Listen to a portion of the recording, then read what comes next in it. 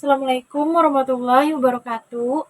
Perkenalkan, nama saya Safira Damayanti dari kelas Ekonomi Syariah semester 1B. Kali ini saya akan membahas mengenai materi-materi yang telah saya dapatkan atau telah saya pahami selama satu semester ini dari mata kuliah Digital Writing Academy. Yang pertama, eh, yaitu tentang caranya mengetik 10 jari dengan cepat. Awalnya, saya hanya bisa mengetik menggunakan 6 sampai 7 jari saja. Namun, setelah adanya pelajaran ini, mata kuliah ini, dengan berbagai tugas yang telah diberikan, saya jadi lebih mampu mengetik menggunakan 10 jari. Materi selanjutnya yang telah diajarkan dan telah saya dapatkan atau pahami yaitu tentang surat massal atau mail merge.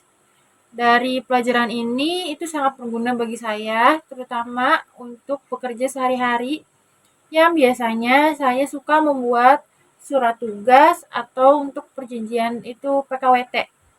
Dari situ saya jadi tahu caranya membuat surat dengan cepat menggunakan mail merge dari Word dengan cara hanya kita menggunakan dua data. Yang pertama, data master yang telah kita buat di Excel berupa nama nama yang akan dituju, terus alamat, nomor surat, tanggal, dan lain-lain. Terus data yang kedua, kita hanya perlu menyiapkan format surat yang akan kita kirim. Dari situ kita tinggal masuk ke Word yang format surat yang tadi telah kita bikin, lalu kita klik yang mailings, dari mailings lalu kita klik yang mail merge, terus kita ekspor dokumen tadi yang dari Excel. Nanti dengan otomatis akan muncul review dari halaman 1 sampai selanjutnya yang akan kita print atau kita selesaikan. Lalu tinggal kita klik OK, surat massal telah jadi. Segampang itu dan semudah itu untuk kita kerjakan atau kita buat sehingga tidak memerlukan waktu yang lama membuat beberapa surat dalam waktu yang cepat. Materi selanjutnya yaitu Pak Fide telah memberitahu atau mengajarkan kita beberapa situs untuk pencarian jurnal yang beberapa diantaranya adalah Sinta, terus Arjuna, lalu Garuda, dan Scopus. Kalau Sinta itu untuk publikasi karya ilmiah. Namun kalau Arjuna untuk mengakreditasi atau menilai suatu jurnal ilmiah. Sedangkan Garuda yaitu untuk pengindeksan jurnal ilmiah. Dan kalau kita mau mencari jurnal dengan skala internasional yaitu menggunakan Scopus. Scopus adalah situs untuk pencarian jurnal terbesar dengan skala internasional. Materi selanjutnya yang telah saya dapatkan dari mata kuliah Digital Writing Academy yaitu tentang beberapa rumus Excel yang diantaranya ada sum, if,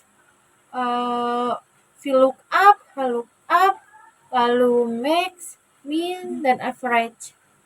Kalau sum itu untuk menjumlahkan satu data. Kalau if yaitu untuk mencari data logika. Namun kalau VLOOKUP dan HLOOKUP itu untuk mencari nilai tertentu dalam suatu tabel dengan rentang tertentu yang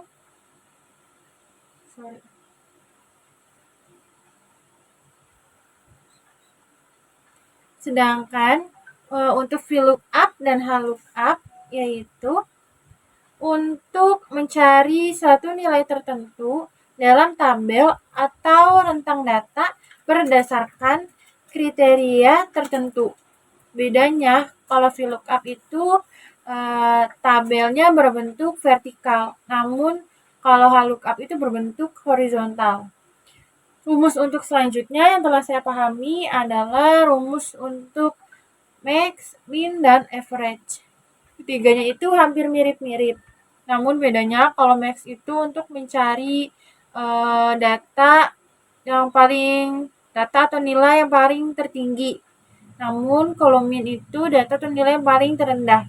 Sedangkan average itu untuk suatu mencari rata-rata atau nilai dari suatu data. Dan setelah itu juga yang telah diajarkan oleh Pak Vidya adalah cara kita untuk login atau masuk ke akun pencarian jurnal BBC. Dari situ kita diajarkan untuk membuat akun agar bisa login, lalu diajarkan untuk searching atau mencari jurnal, dan kita juga diajarkan untuk caranya publikasi jurnal yang telah dibuat. Kita diajarkan di situ dari gimana sih caranya untuk mengupload suatu jurnal ke dalam situs resmi dari awal sampai tahap akhir. Setelah itu juga kita diajarkan caranya membuat PPT yang baik dan benar. PPT yang baik dan benar itu bukanlah PowerPoint yang isinya itu terlalu banyak atau terlalu penuh. Jadi PPT yang baik dan benar itu kita hanya perlu memasukkan poin-poin penting atau intisari dari suatu materi tertentu. Dari situ kita bisa menggunakan atau memanfaatkan beberapa fitur yang tersedia dari PowerPoint seperti animasi, grafik, tabel, ataupun diagram. Bisa juga kita memasukkan hyperlink untuk menghubungkan ke dalam situs tertentu. Yang terpenting dari PowerPoint juga, kita bisa memanfaatkan beberapa animation agar tampilan PowerPoint terlihat lebih menarik dan tidak membosankan para pembaca. Lalu saya juga diajarkan caranya membuat kutipan atau sitasi. Sebenarnya menggunakan aplikasi juga bisa lebih mudah seperti aplikasi Mendeley.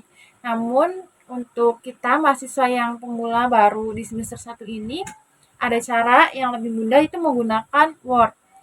Dari Word telah tersedia fitur untuk memasukkan sitasi atau kutipan. Dari situ kita bisa masukin kutipan yang langsung ataupun tidak langsung. Kita tinggal masuk ke menu reference, lalu yang use citation, kita masukkan nama penulis, terus artikel, jurnal, atau web apa yang kita kutip, masukkan juga tahunnya, terus judulnya, dan juga halamannya. Lalu nanti secara otomatis kutipan yang kita input akan tertera di karya ilmiah kita. Dari situ juga berlanjut kita diajarkan caranya membuat daftar pustaka. Dari citasi yang tadi kita masukkan atau kita input, nanti akan bisa langsung secara otomatis muncul di daftar pustaka yang ada di Word. Dengan cara kita klik yang di situ, masuk ke reference, terus cari yang bibliografi, lalu kita klik, nanti akan muncul sendiri semua kutipan yang telah kita input atau kita masukkan secara otomatis. Sangat gampang dan sangat mudah jika kita mau belajar dan memahami. Mungkin segitu saja, cukup sekian apa yang saya sampaikan. Mohon maaf sekiranya jika ada kesalahan. Terima kasih atas perhatiannya. Wassalamualaikum warahmatullahi wabarakatuh.